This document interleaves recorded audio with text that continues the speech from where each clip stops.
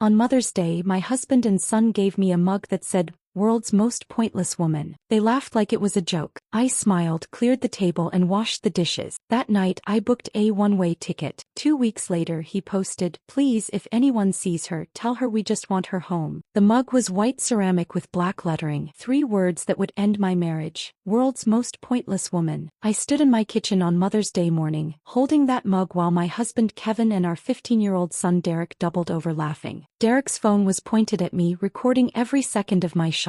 Kevin slapped his knee like this was the funniest thing he had ever witnessed. Their laughter echoed off the walls I had painted myself 3 summers ago, bouncing around the room I kept spotless for them. Before we continue, I want to thank you for being here and sharing these stories that matter. If you believe that every person deserves respect and recognition for their contributions, please consider subscribing. It's free and helps us reach more women who need to hear this. Now let's see what happened next. I read the words again. World's most pointless woman. This was not a gag gift with something better hidden behind it. This was the gift, the only gift, my Mother's Day present. But let me back up. Let me tell you how I got here, standing in this kitchen with my heart cracking open while they laughed at me. I woke at 5:30 that morning, same as every morning. The alarm on my phone buzzed softly and I shut it off before it could wake Kevin. He needed his sleep for the golf game he had planned for later. I slipped out of bed quietly, my feet finding the slippers I kept on my side, and padded downstairs in the dark. The house was mine during those early hours. Quiet, peaceful. Before the demands started, before I became what everyone needed me to be,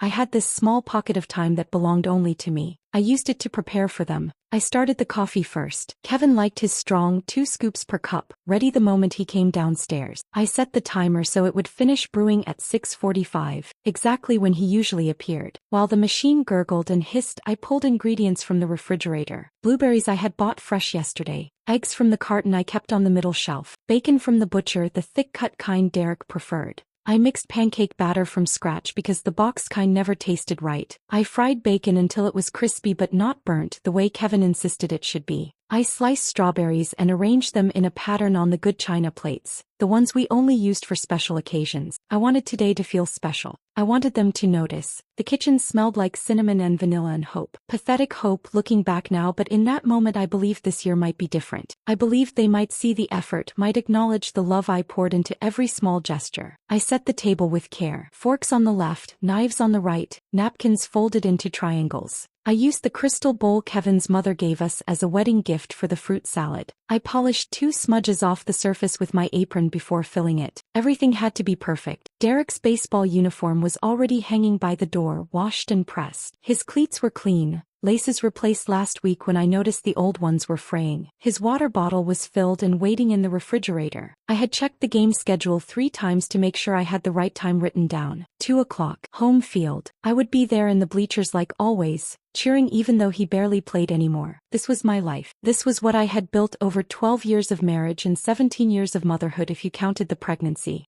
I gave up my career when Derek was 2 years old. I had been a marketing coordinator at a firm downtown, a job I loved, a job where I was good at what I did. I was on track for a promotion to senior coordinator. My boss had told me during my last review that I had a future there, that the company saw potential in me. But Kevin said it made sense for one of us to stay home. His job paid more. His job had better benefits. His job had more potential for growth. And someone needed to be available for Derek for the doctor appointments and school pickups and sick days that came with raising a child. I agreed because I believed in building something together. I believed sacrifice was the foundation of family. I thought we were a team, so I quit. I stayed home. I learned to structure my entire existence around supporting Kevin's advancement and raising Derek into a good person. I attended every parent-teacher conference, even the ones Kevin said he was too busy to make. I coordinated every school fundraiser, spending hours in the PTA meetings listening to other mothers debate bake sale versus car wash. I remembered every birthday in Kevin's extended family, bought every gift, signed both our names on every card. I learned to cook his mother's recipes exactly the way she made them, even though they required ingredients I had to drive 30 minutes to find at a specialty store. I ironed Kevin's work shirts every Sunday night while he watched whatever game was on television. 5 shirts, perfectly pressed, hanging in his closet organized by color. He never thanked me. He just expected them to be there. I transformed our house into something that looked better than when we bought it. I painted walls. I refinished furniture. I planted a garden that bloomed in coordinated colors. When Kevin's colleagues came over for dinner parties, they complimented him on his beautiful home. He accepted their praise without ever mentioning that I had done all the work. Somewhere in all that giving, I forgot to ask what I was receiving in return. Or maybe I was afraid to ask because I already knew the answer. Nothing. I was receiving nothing except the privilege of continuing to give. The warning signs had been there for years. I just refused to see them. Last Mother's Day, Kevin gave me a potted plant he picked up at a gas station on his way home from work. The flowers were already wilting, the soil dry. It died 2 weeks later because no one watered it except me, which seemed to defeat the entire purpose of receiving a plant as a gift. The year before that, he forgot entirely until Derek reminded him at breakfast. Kevin had looked up from his cereal, eyes widening slightly as he realized what day it was, and said, "Oh, Happy Mother's Day." No gift, no card.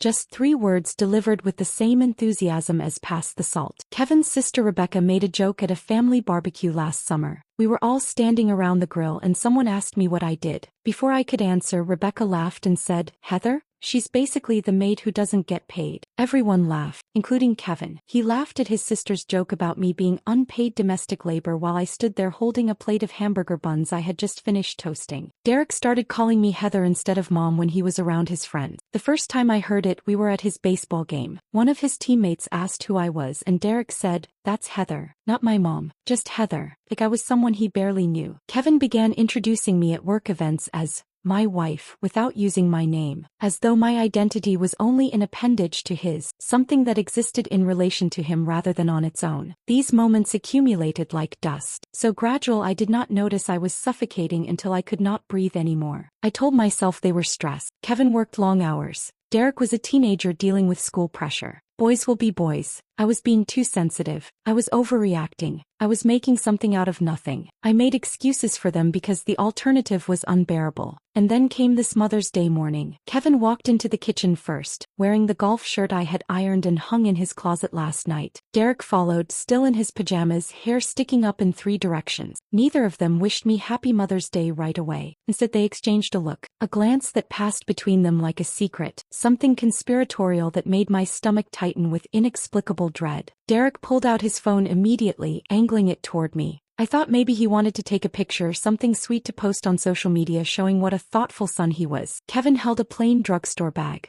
Not wrapped. Not even a gift bag with tissue paper. Just a plastic bag from the pharmacy down the street. The kind you get when you pick up a prescription or grab something last minute. My heart sank, but I kept smiling. Smiling was what I did. I smiled through discomfort. I smiled through disappointment. I smiled through the gradual erosion of everything I thought I was building. I smiled until my face ached from the effort of holding the expression in place. Kevin handed me the bag with a grin that was too wide, too eager. He looked like someone who believed he had just executed something incredibly clever. I reached inside and felt ceramic, a mug. For one brief, foolish moment, I let myself hope it might say something meaningful. World's best mom, or even just mom, something that acknowledged I mattered. I pulled it out and read the words, "World's most pointless woman," and that was when they started laughing. Their laughter did not stop. It grew louder, feeding on itself, expanding to fill every corner of the kitchen I had scrubbed yesterday in preparation for today. Kevin bent forward, gripping the edge of the counter for support as if the sheer hilarity of the moment had weakened his knees. Derek had tears streaming down his face, his phone still pointed at me, still recording, capturing every microsecond of my humiliation in high definition. I stood there holding the mug.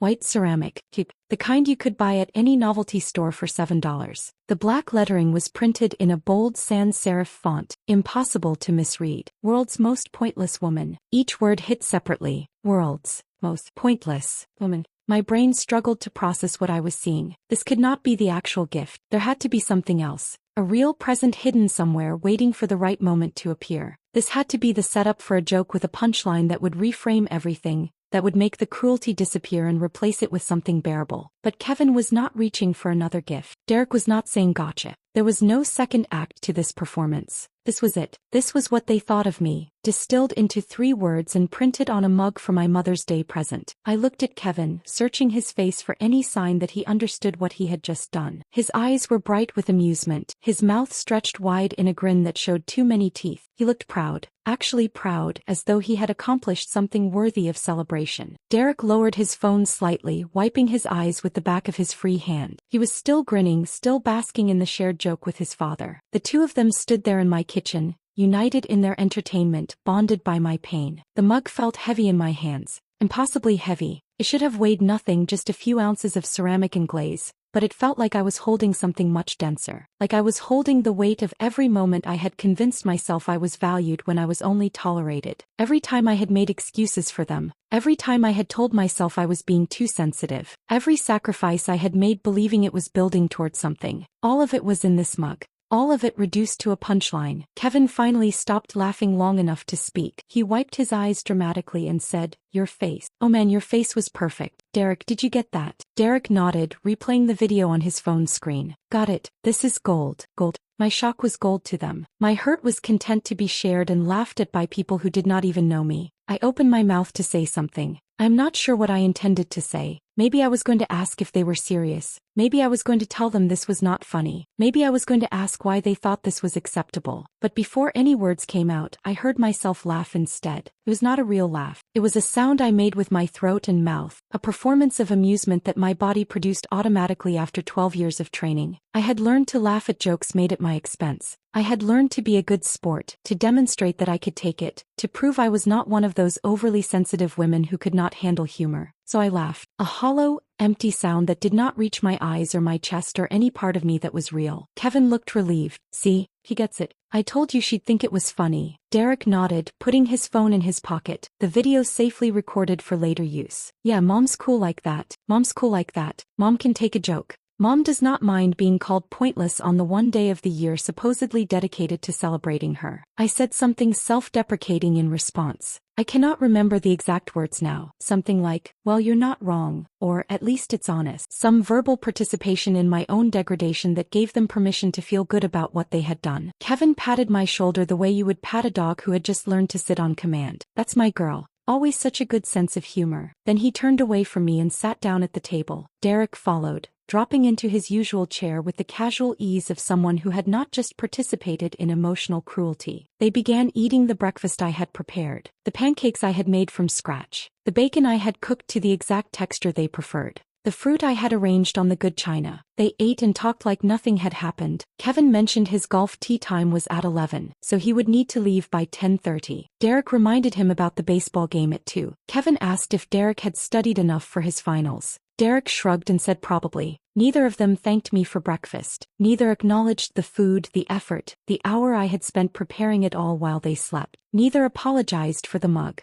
Neither asked if I was okay. I stood near the counter, still holding the mug, listening to their conversation. My mind felt strangely detached from my body. I was watching the scene from somewhere outside myself, observing this woman in an apron holding a cruel gift while her family ate and laughed and planned their day around her absence. Something inside me shifted in that moment, not dramatically, not with any external sign that they might have noticed. It was quieter than that, more fundamental. It was the sound of a door closing, the feeling of a decision being made without conscious thought. I was done. I set the mug down on the counter carefully. Then I began clearing the table. Kevin and Derek did not move to help. They never did. They simply leaned back in their chairs while I reached around them to gather plates and silverware. I carried everything to the sink and turned on the water. We had a dishwasher, a good one I had researched and selected 2 years ago, but I washed the dishes by hand anyway. The mechanical repetition of it gave me something to do with my hands while my mind worked through what had just happened. The soap created bubbles that smelled like artificial lemon. I scrubbed each plate thoroughly, rinsing away syrup and crumbs. Behind me, Kevin and Derek moved to the living room. I heard the television click on,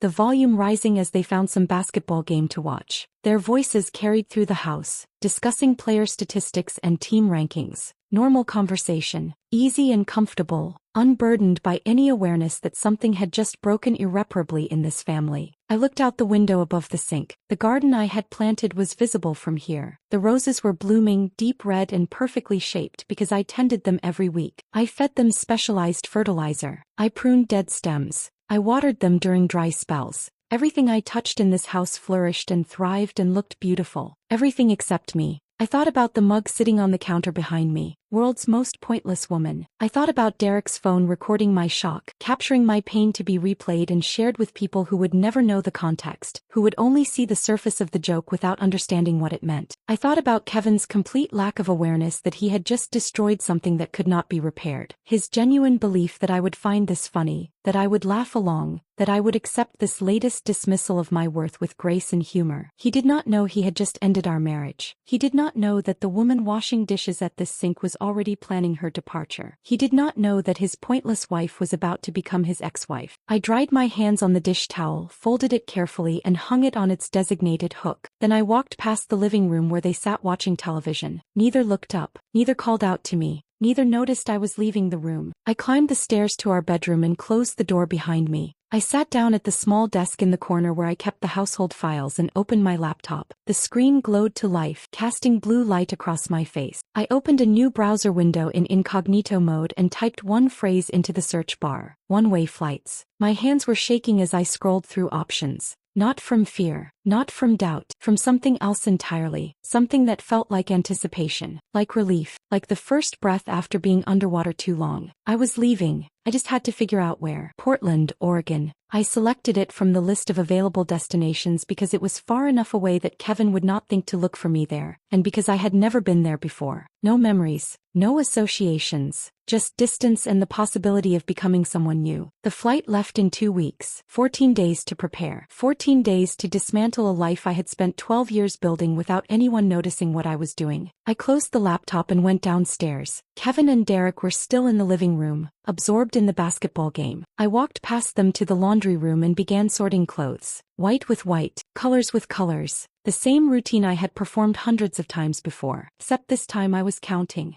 how many of my own clothes I could pack without creating a noticeable gap in the closet, counting how many pairs of shoes I could take without leaving empty spaces that might raise questions, counting days until I would never have to sort Kevin's socks again. That first day set the pattern for the 13 that followed. I became a ghost in my own home, moving through familiar routines while secretly preparing for departure. I packed Derek's lunch for school the next morning. Turkey sandwich, apple slices, granola bar. The same lunch I had packed hundreds of times. I left it in the refrigerator with his name written on the bag in marker. I ironed Kevin's shirts for the week, 5 of them organized by color in his closet. I folded his underwear and restocked his drawer with socks. I made sure his gym bag was ready for his Tuesday morning workout. Everything had to appear normal. On Tuesday evening, Kevin had a work dinner, one of those events where spouses were expected to attend, where I was supposed to smile and make pleasant conversation with people who barely remembered my name from one event to the next. I wore a navy dress and pearl earrings. I laughed at his boss Martin's joke about wives being the real bosses at home while the men around the table chuckled knowingly. Martin's wife Sandra sat across from me, sipping white wine and nodding along. She and I had attended dozens of these dinners together over the years. We had exchanged recipes and recommendations for dry cleaners. We had made small talk about our children and our gardens, but we were not friends. We were accessories to our husbands' careers, pleasant fixtures at corporate gatherings. I smiled at Sandra and asked about her daughter's college search. She talked for 10 minutes about campus visits and application essays. I nodded in the right places and asked follow-up questions that demonstrated I was listening. No one at that table had any idea I was already gone, that in less than 2 weeks I would be on a plane to a city none of them knew I had even considered. On Thursday, I sat in the bleachers at Derek's baseball game. It was an away game, 40 minutes of driving to watch my son sit on the bench for 7 innings. He got to bat once in the 9th inning and struck out on 3 pitches. I clapped anyway, along with the other mothers who performed the same ritual of enthusiastic support regardless of actual performance. Carol Jenkins sat next to me as she usually did. Her son played third base. She talked about the team's chances at making regionals and asked if I was going to volunteer for the end-of-season banquet committee. I told her I would check my calendar and get back to her. I knew I would not be here for the end-of-season banquet. I would be in Portland starting a new job, living in an apartment that did not contain any memories of being called pointless. No one noticed I was already elsewhere. I had perfected this performance over years of being functionally invisible, present but absent, physically here but mentally somewhere else entirely. At night, after Kevin fell asleep, I transferred money from our joint account to a new account I had opened at a different bank. I kept the amount small, $50 on Monday, $75 on Wednesday,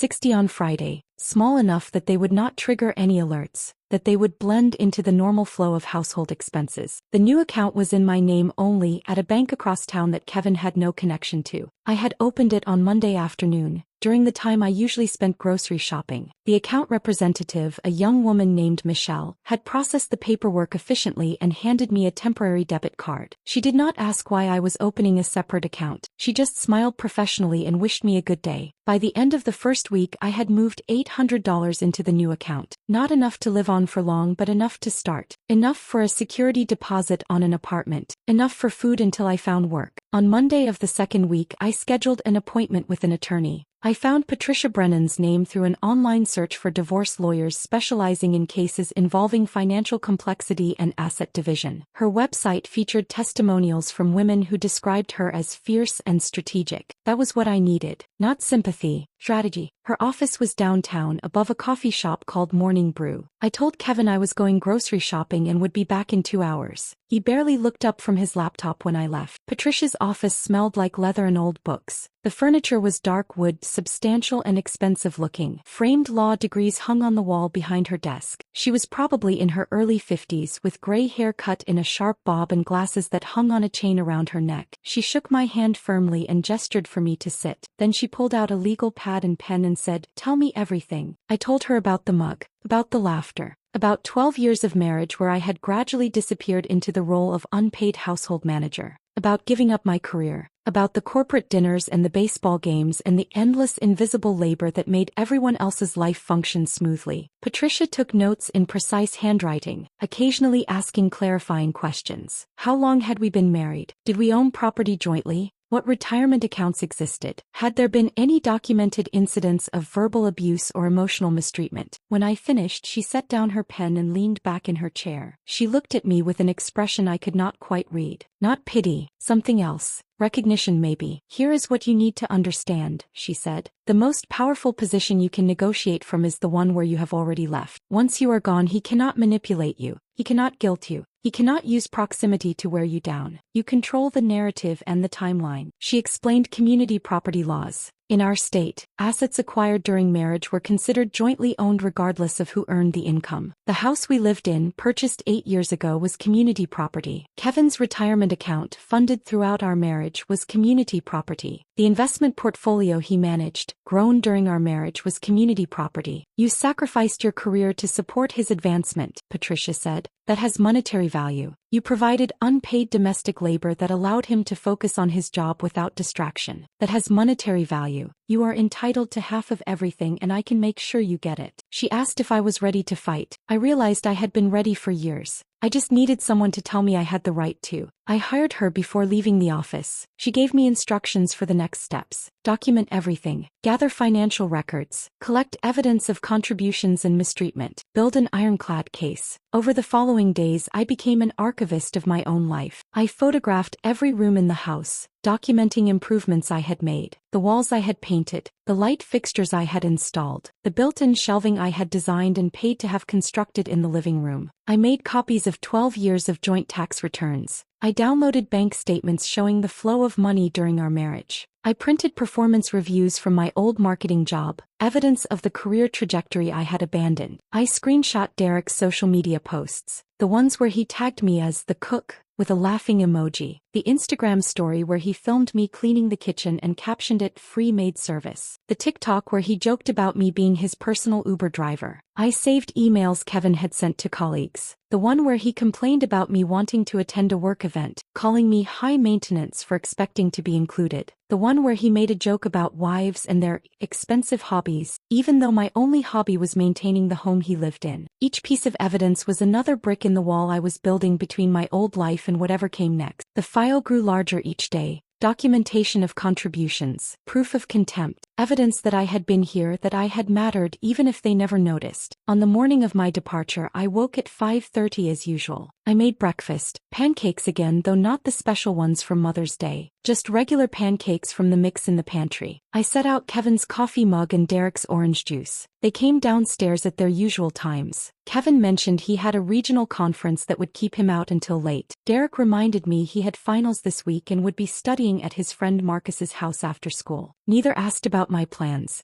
Neither noticed I was wearing the burgundy dress Kevin had once criticized. Neither saw the suitcase I had loaded into my car at dawn, hidden in the trunk beneath an old blanket. After they left, I walked through the house one final time. I did not cry. I did not feel sad. I simply observed rooms that would soon belong to someone else's life. I closed the door behind me without locking it, let Kevin deal with that when he came home to an empty house. I drove to the airport with my hands steady on the wheel. The airport parking fees accumulated in long-term Lot C while I signed a lease for a furnished studio apartment in southeast Portland. The landlord was a woman named Iris, probably in her late 60s. With silver hair pulled back in a loose bun and reading glasses hanging from a beaded chain around her neck. She met me at the building entrance, a narrow 3-story structure wedged between a vintage clothing store and a Thai restaurant. The neighborhood smelled like coffee and rain-soaked pavement. People walked past with canvas bags and bicycles, moving with the unhurried pace of those who had chosen this area specifically because it did not demand performance. Iris unlocked the street-level door and led me up 2 flights of stairs. The apartment was on the 3rd floor, Unit 3B. She handed me the keys without asking questions. No inquiry about why I was renting furnished. No curiosity about where I had come from or why I had arrived with only one suitcase. She simply pointed out where the thermostat was located, explained that trash pickup happened on Tuesdays, and mentioned the corner market stayed open until 11 if I needed anything. The apartment was small, one room that functioned as bedroom and living space combined, with a kitchenette along one wall and a bathroom barely large enough to turn around in. The furniture was mismatched but clean. A futon with a faded blue cover, a small table with 2 chairs, a bookshelf holding books the previous tenant had left behind. The window looked out over narrow streets lined with old trees that were just beginning to show autumn color. It was mine. That was the only thing that mattered. No one here knew I had been a wife or a mother or the punchline to a cruel joke. No one knew about the mug or the laughter or the 12 years I had spent disappearing into someone else's life. I unpacked my single suitcase, hanging clothes in the small closet, placing toiletries in the bathroom cabinet. Everything I owned in this city fit in one piece of luggage and still left room for what I had abandoned. That first evening I walked to the corner market Iris had mentioned. It was the kind of place that sold organic produce alongside conventional brands, where hand-lettered signs advertised local honey and fresh-baked bread. I filled a basket with foods I actually liked. Sharp cheddar cheese instead of the mild kind Kevin preferred. Sourdough bread instead of whole wheat. Coffee with actual flavor instead of the bland brand Derek said was fine. Strawberries because I wanted them, not because anyone else had requested them. The cashier, a young man with multiple ear piercings and a friendly smile, bagged my groceries and told me to have a nice night. I carried them back to my apartment and arranged everything in the small refrigerator. My food, my choices, my life. I made dinner from what I had bought. Cheese and bread and strawberries. Simple. Exactly what I wanted. I ate sitting on the fire escape accessible through the window, watching the sun set over rooftops I did not recognize. The sky turned orange and pink and purple, colors so saturated they looked artificial. I was alone, completely alone in a city where I knew no one. And I was not lonely. There was a difference I was discovering between loneliness and solitude. Loneliness was wanting company you did not have. This was freedom. On Monday morning I updated my resume. 12 years showed as a gap in my employment history, a blank space where a career should have been. I described what I had done during those years in language that translated domestic labor into corporate terminology. Household management became operations coordination. Budgeting became financial planning. Volunteer work became project management and stakeholder relations. I applied to 17 positions at marketing firms throughout Portland. By Wednesday I had received responses from 5. 3 were polite rejections citing my extended absence from the field. 2 requested interviews. The first interview was with a large corporate firm downtown. The hiring manager, a man in his 40s wearing an expensive suit, spent most of the meeting asking why I had taken so much time off and whether I was truly committed to returning to work. He used phrases like rusty skills and outdated experience. I left that interview knowing I would not accept a position there even if offered one. The second interview was different. Horizon Collective operated out of a converted warehouse in an industrial neighborhood that was being slowly transformed by artists and small businesses.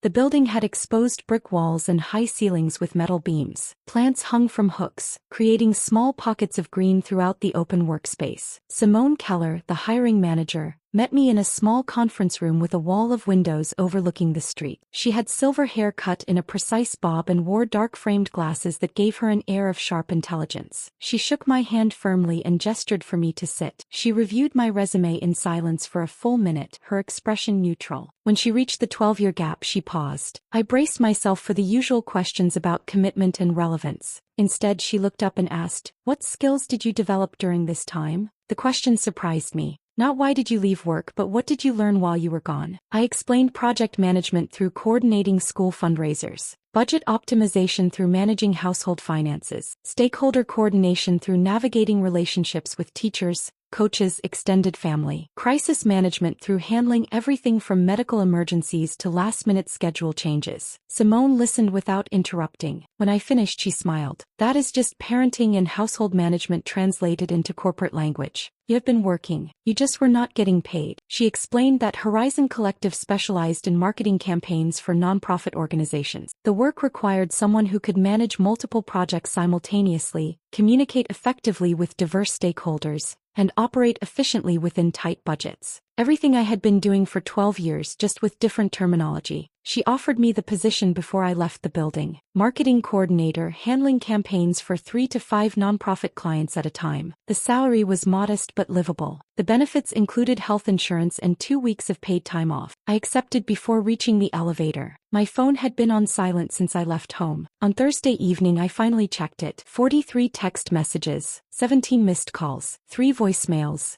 The texts from Kevin followed a predictable progression. Confusion first. Where are you? When are you coming home? Then annoyance. This is really inconvenient, Heather. Derek has a game and I have work. You need to come back and handle your responsibilities. Then anger. What kind of mother abandons her family? People are asking questions and I do not know what to tell them. The messages grew more desperate as days passed. At least tell me you are okay. You are scaring Derek. But Derek had not sent any messages. Kevin was using our son as leverage, assuming guilt would drag me back to a life I had already left. On Friday morning, exactly 3 days after my departure, Patricia sent the automated email I had drafted before leaving. Brief, professional, devoid of emotion. I have left. All future communication will go through my attorney. Patricia Brennan can be reached at the following email and phone number. Kevin's response arrived within minutes. You cannot just leave. This is abandonment. I will make sure everyone knows what you did. You will regret this. I did not reply. Patricia was right. He could not manipulate what he could not reach. I established new routines that belonged entirely to me. Morning runs along the Willamette River, where the water reflected whichever mood the sky was in that day. Other runners nodded in passing, a silent acknowledgement of shared space and purpose. No one asked where I was going or when I would be back. Afternoons, I worked at a cafe called Bread and Ink. The barista, a woman in her 20s with short purple hair, learned my order after 2 visits. Black coffee with 1 sugar. She started preparing it when she saw me walk through the door. This small recognition, this being seen and remembered for something as simple as how I took my coffee, felt profound. Evenings, I attended a pottery class at a community center 6 blocks from my apartment. The instructor, a patient man named Robert who had been throwing pots for 40 years, taught us to center clay on the wheel and shape it with steady hands. Most of what I made collapsed or cracked. Robert said that was part of learning. Not everything you create will be perfect, and that is acceptable. I read novels I chose for myself. Literary fiction that Kevin would have called pretentious. Mystery series Derek would have found boring. I took long baths without anyone knocking on the door asking when I would be finished. I ate dinner at 9 o'clock because I felt like it, not because family mealtime had been designated for 6:30. I discovered I genuinely enjoyed my own company. I was not the boring, pointless woman they had labeled me. I was simply a woman who had never been given space to be herself. 2 weeks into my new life in Portland,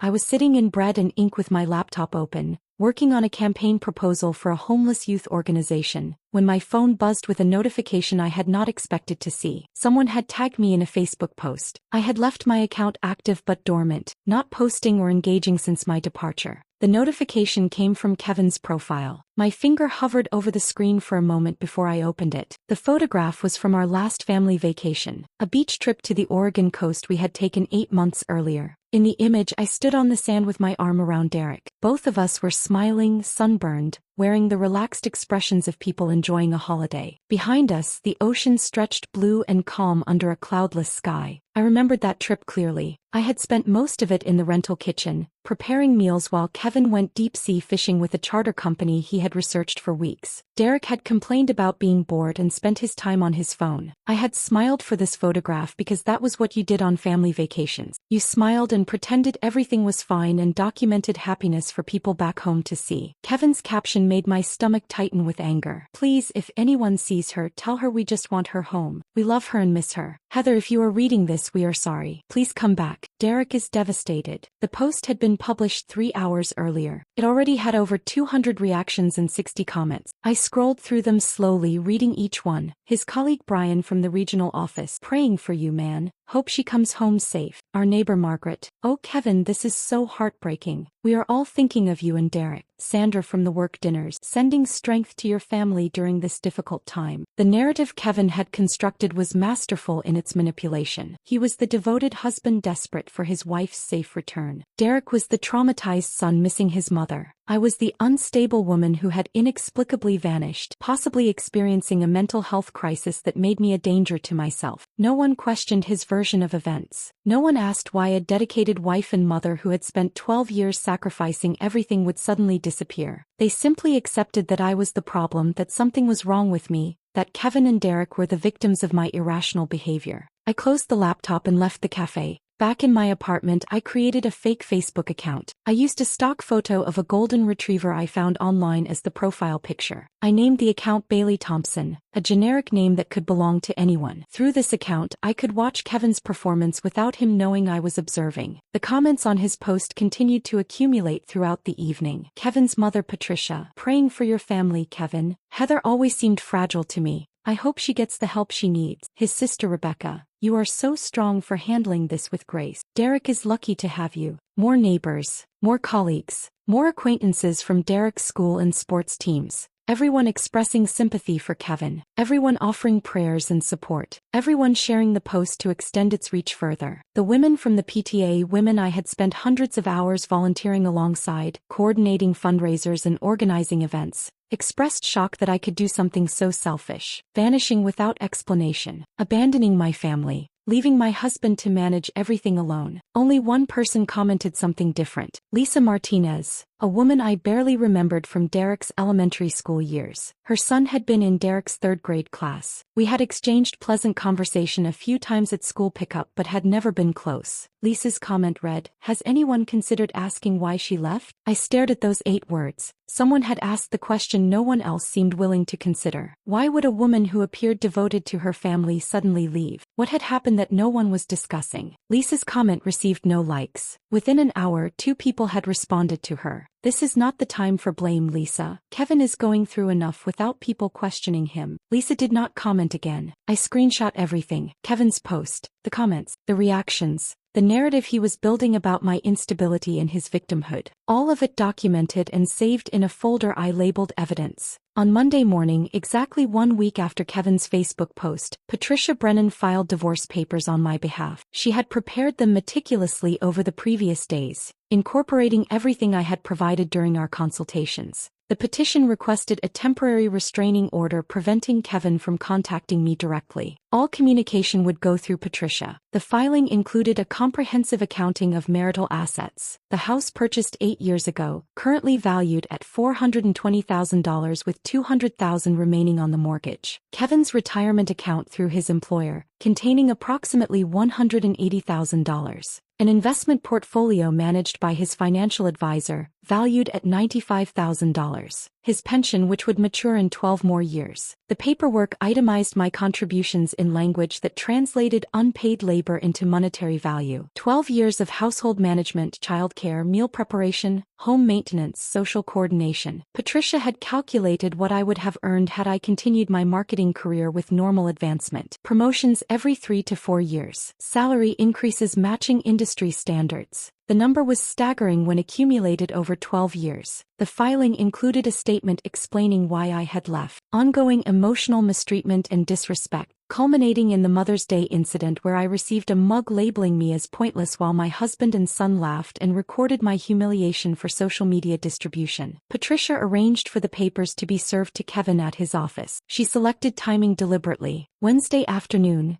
during a meeting with his regional manager and 2 colleagues. The process server entered the conference room, asked for Kevin Caldwell by name, and handed him the envelope in front of everyone. Maximum impact, maximum humiliation. I felt no guilt about the public nature of the service, only satisfaction that he would experience a fraction of what I had felt standing in that kitchen holding the mug. That evening I made a decision. I reactivated my own Facebook account, dormant since my departure. My profile photo was outdated, showing a version of myself from 3 years ago at a company picnic, smiling in a way that no longer resembled how I looked or felt. I had taken a photograph of the mug before leaving, a simple image with the mug centered against a white background, the black lettering clearly legible. World's most pointless woman. I uploaded this photograph and wrote a caption. On Mother's Day, my husband and son gave me this mug. They laughed like it was a joke. I smiled, cleared the table and washed the dishes. That night I booked a one-way ticket. To everyone asking where I went somewhere I am not pointless. I did not tag Kevin. I did not tag Derek.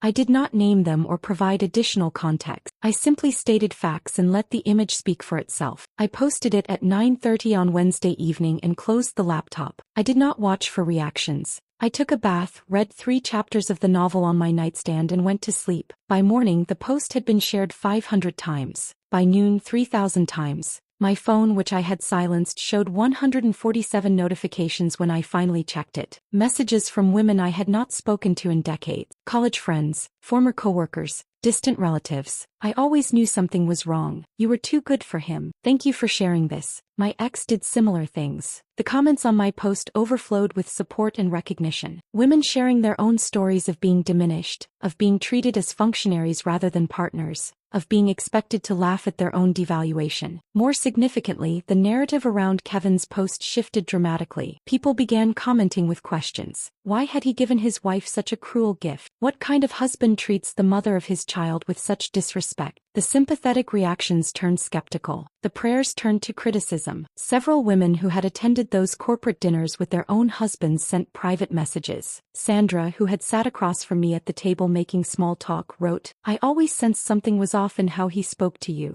I am sorry I never said anything." Kevin's Facebook post was suddenly recontextualized, not as the plea of a desperate husband, but as the manipulation of a man trying to control a narrative that was slipping away from him. I watched it unfold through my fake Bailey Thompson account, documenting everything with screenshots. The shift in public opinion, the questions people were finally asking, the recognition that maybe, just maybe, the devoted wife had not left without reason. Kevin attempted damage control that evening. He posted a lengthy statement claiming the mug had been a joke taken out of context, that he had never intended to hurt me, that he loved me and wanted to work on our marriage. The post was carefully worded, likely reviewed by someone with communications experience, but it rang false. The comment section became a battlefield. Some people defended him, most did not. The conversation had changed and he could not change it back. I closed the laptop and looked out my apartment window at the Portland evenings settling over unfamiliar streets. The public narrative was no longer his to control. The private truth was finally becoming visible. 3 days after my post went viral, Kevin published his response. I was at Horizon Collective when the notification appeared on my phone. Simone had just assigned me a campaign for a literacy nonprofit, and I was reviewing their previous marketing materials when the screen lit up with Kevin's name. The post was long, much longer than his usual social media activity. The kind of statement that had clearly been drafted and revised, possibly with input from someone who understood public relations. The tone struck a careful balance between contrition and self-defense. He claimed the mug had been a joke taken out of context. He insisted he had never intended to hurt me. He said he loved me and wanted to work on our marriage. He described himself as devastated by my departure and shocked by the public attention our private matter was receiving. He claimed he had always supported me and could not understand how I had interpreted a harmless prank as deliberate cruelty. The language was polished, professional,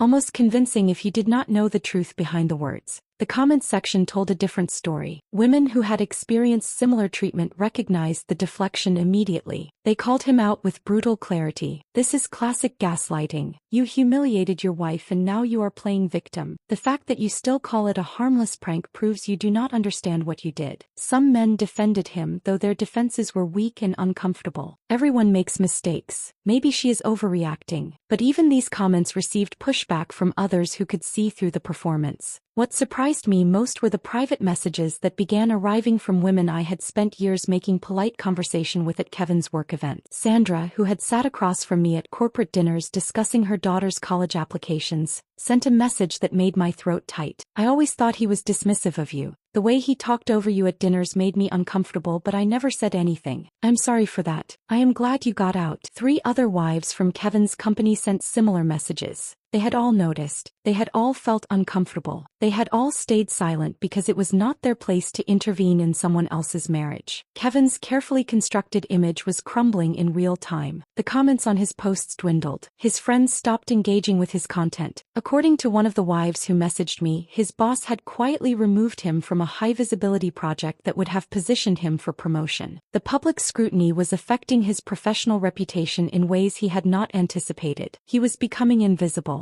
Exactly what I had been for 12 years. 4 days after Kevin's failed damage control attempt, I received an email from Derek. The message appeared in my inbox late on a Thursday evening while I was working on the literacy campaign at my kitchen table. The email was formal in a way that felt unnatural for a 15-year-old. The sentences were carefully constructed, the tone measured and controlled. I could tell Kevin had reviewed it before Derek sent it. Mom, I do not understand why you left. I miss you. Can we talk? The message was short, only 3 sentences, but I could read the layers beneath the words. The confusion was genuine. Derek was 15, old enough to recognize cruelty when he saw it but young enough to still believe his father's narrative about jokes and overreactions and wives who could not take harmless pranks. I sat with the email for an hour before responding. I wrote and deleted 3 different versions before settling on something that balanced firmness with compassion. Derek, I love you, but I need space to rebuild my life. What happened on Mother's Day was not a joke. Filming someone's humiliation and posting it online is not how you treat people you respect. When you are ready to have an honest conversation about that, I am here. I did not hear back immediately. The silence stretched for 3 days. I returned to my routines, working at Horizon Collective during the day, attending pottery class in the evenings,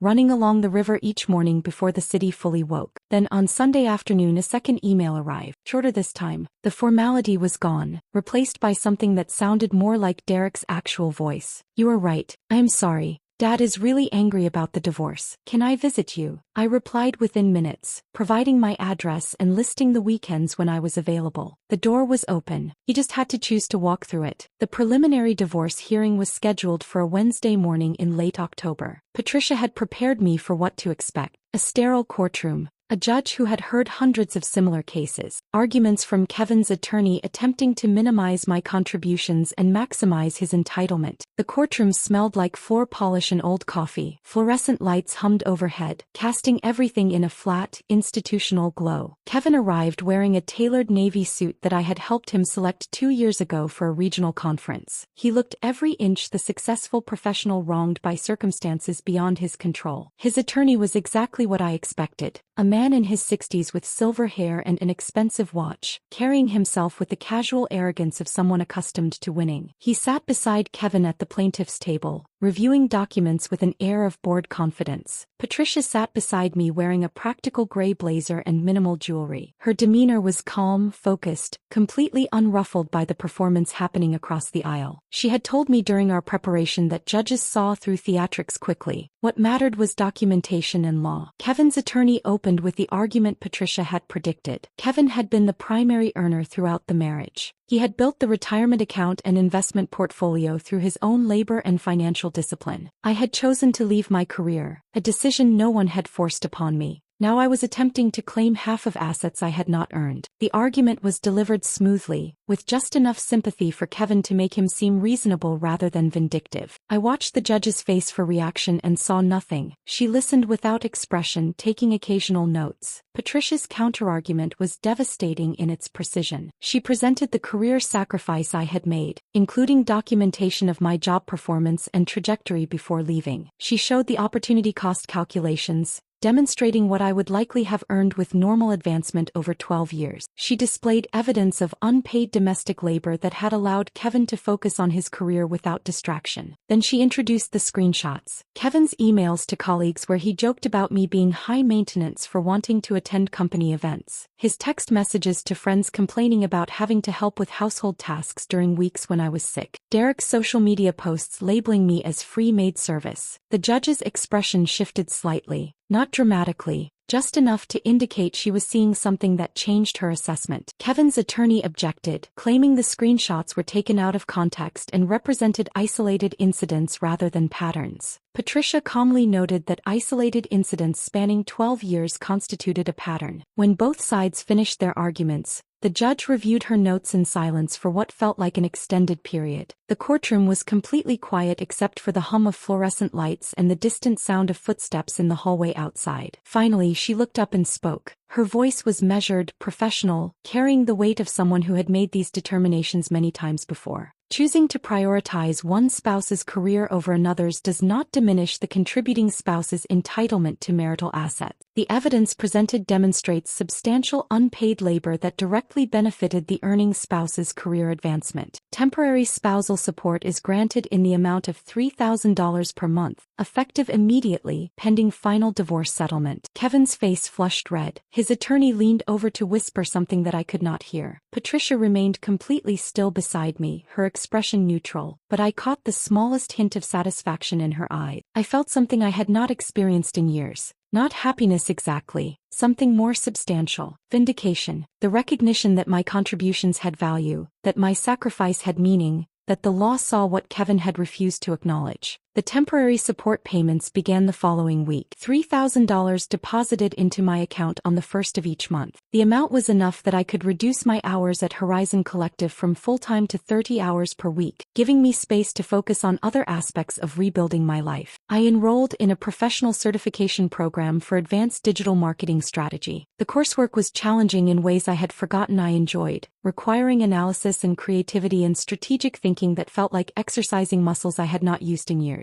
I also started therapy with Dr. Angela Morrison, a counselor Patricia had recommended who specialized in helping women recover from emotionally abusive relationships. Her office was in a converted house near downtown, with comfortable furniture and windows that looked out onto a garden someone tended carefully. In our first session, Dr. Morrison asked me to describe my marriage in one sentence. I thought for a moment and said, I spent 12 years making myself smaller so someone else could feel bigger. She nodded slowly and wrote something in her notebook. Then she looked up and said, now we teach you how to take up space again. Learning to take up space again required more than Dr. Morrison's guidance and certification courses. It required confronting the relationships I had left behind and determining which ones could be rebuilt and which ones needed to remain in the past. Derek arrived on a Friday evening in early November. He had taken the Greyhound bus from home, a 4-hour journey that Kevin had refused to facilitate. When I asked Derek about the refusal in a text message coordinating his visit, he responded simply, Dad says if I want to see you I can figure it out myself. I met him at the bus station downtown. He stepped off carrying a backpack and wearing a jacket that looked too thin for the Portland weather. He had grown since I last saw him. Not dramatically but enough that I noticed immediately. He looked older, more tired.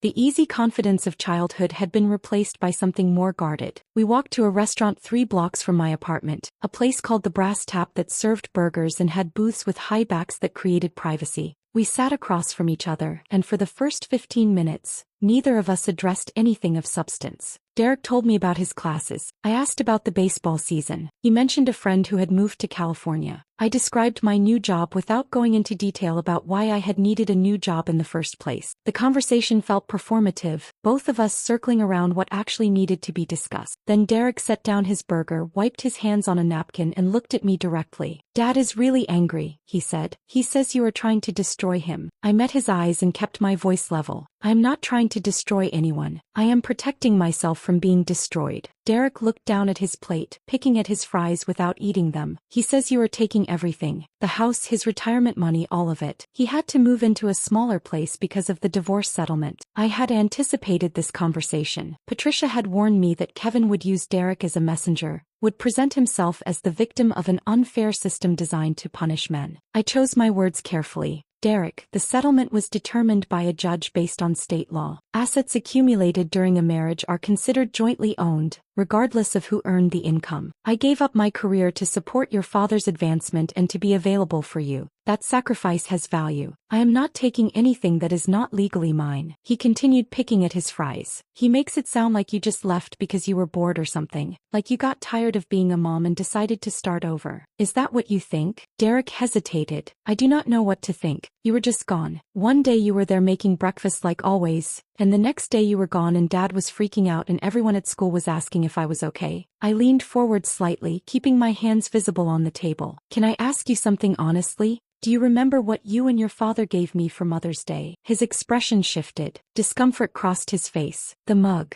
Do you remember what it said? He nodded slowly. World's most pointless woman. Did you think that was funny at the time? Derek looked away, staring at something over my shoulder. Dad said you would think it was funny. He said you always had a good sense of humor about stuff like that. Did I look like I thought it was funny? He was quiet for a long moment. When he spoke again, his voice was quieter. No. You looked hurt, but then you laughed, so I thought maybe it was okay. I laughed because that is what I had trained myself to do. I laughed because I had spent 12 years being the person who could take a joke, who did not make things uncomfortable, who smiled through being treated like I did not matter. But it was not okay, Derek. And filming my reaction and planning to post it online was not okay either. Derek's face flushed. I did not post it. I was going to, but then you left and it seemed weird to post it after that. Why were you going to post it in the first place? He shifted uncomfortably. I do not know. Dad thought it would be funny, like showing that our family could joke around with each other. At my expense, I guess. I did not think about it like that then. I took a breath and chose my next words carefully. Derek, I need you to understand something. I did not leave because I was bored or tired of being a mother. I left because staying was destroying who I was as a person. I had made myself so small, had given up so much of myself, that I barely existed anymore except as someone who served other people's needs. The mug was not the cause. It was just the final piece of evidence that showed me how little I was valued. Derek met my eyes again. Was it really that bad?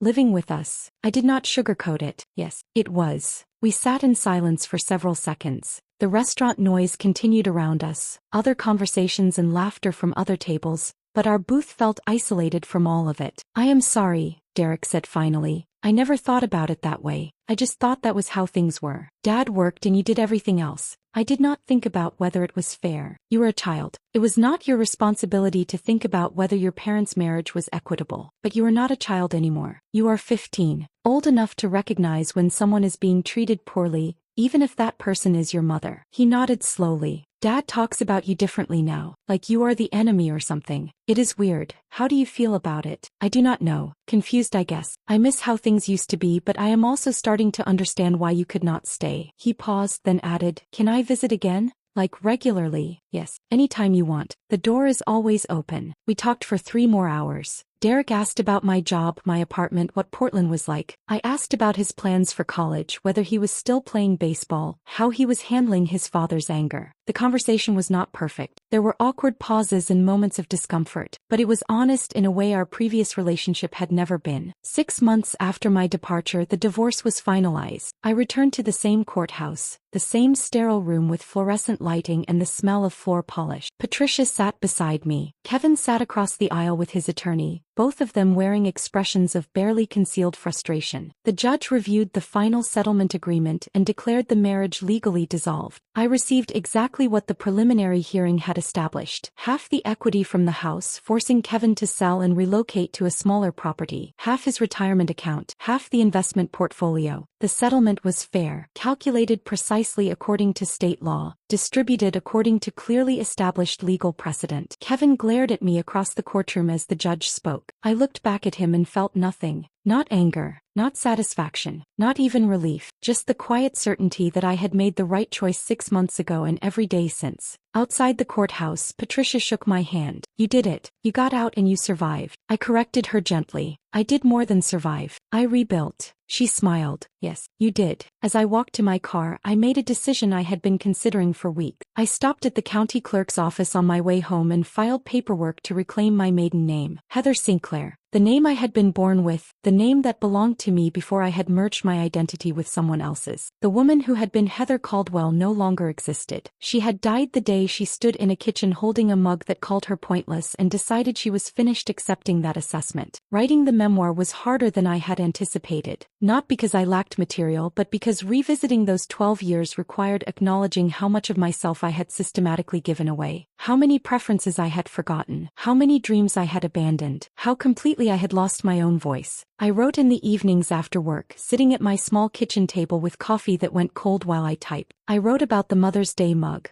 but also about the thousand smaller cruelties that had preceded it, the dismissive comments, the forgotten anniversaries, the constant expectation that I would absorb disappointment with grace and humor. Rebecca, my literary agent, read the first draft and called me within hours. "This is powerful, Heather. This is going to resonate with so many women who have experienced the same thing." The book sold to a mid-sized publisher called Clearview Press. The advance was modest but meaningful, enough to supplement my income and provide a financial cushion while I continued building my new life. Choosing a title took weeks of deliberation. Rebecca suggested several options that felt too abstract or too victimized. Finally, I proposed something simple and direct: World's Most Pointless Woman, How I Left and Found My Purpose. The cover featured a photograph of hands releasing a ceramic mug, the moment of letting go frozen in time. The book cover arrived 3 months before publication, shipped in a protective cardboard mailer that I opened carefully at my kitchen table. The image was exactly as I had envisioned it during conversations with the design team. Hands releasing a white ceramic mug, captured mid-fall against a neutral background. The title stretched across the top in bold lettering. My name, Heather Sinclair, appeared at the bottom. I held the mock-up and felt something shift inside me. This was real. My story, the one I had been afraid to tell for 12 years, was about to become public in a way that extended far beyond a single Facebook post. The publication date was set for early May, 1 year after the Mother's Day that had changed everything. Rebecca had suggested the timing deliberately. The symbolism would not be lost on readers or media outlets covering the release. Early reviews began appearing 6 weeks before publication. Publishers Weekly called it a unflinching examination of emotional abuse disguised as family dynamics. Kirkus described it as essential reading for anyone questioning whether their sacrifice has crossed into self-erasure. Women's magazines requested interviews. Podcast hosts reached out asking if I would discuss the book on their programs.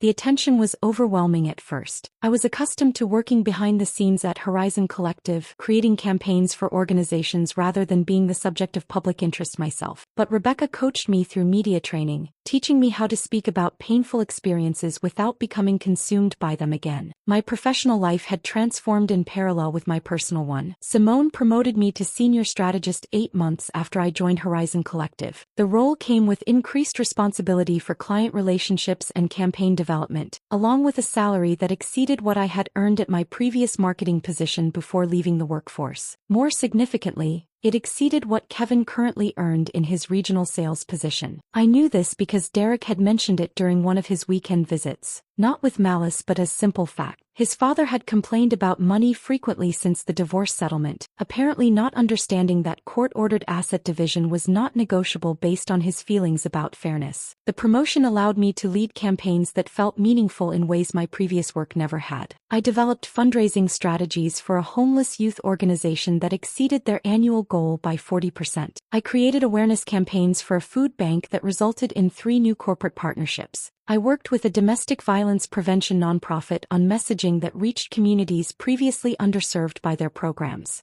My colleagues sought my input on major decisions. They valued my perspective and incorporated my ideas into their own work. When questions arose about target audiences or messaging strategies, people came to my office to ask what I thought. Being seen as competent, being recognized for contributions, being valued for expertise rather than tolerated as infrastructure. These experiences felt revelatory even though they should have been ordinary. Conference invitations arrived regularly. Organizations focused on women's professional development wanted me to speak on panels about career reentry after caregiving gaps. I traveled to Seattle, San Francisco, Denver, speaking to audiences of women who had made similar sacrifices and were considering similar returns. After each presentation, women approached me with their own stories. They had left careers for family obligations. They had disappeared into supporting roles. They had absorbed disrespect so gradually they had not recognized it was happening until they could barely breathe under its weight. Many were still living in those situations, trying to determine if leaving was possible or wise or worth the disruption it would cause. I responded to every message that came through my website or social media. I remembered what it felt like to believe I was alone, to think my experience was unique, to wonder if the problem was me rather than the situation. If sharing my story helped even one woman recognize she deserved better, the vulnerability of making it public was justified. My personal life became something I constructed deliberately rather than something that happened to me by default. I dated occasionally, cautiously, testing what relationships felt like when they were chosen rather than fallen into. Marcus, a graphic designer I met at a gallery opening Simone invited me to,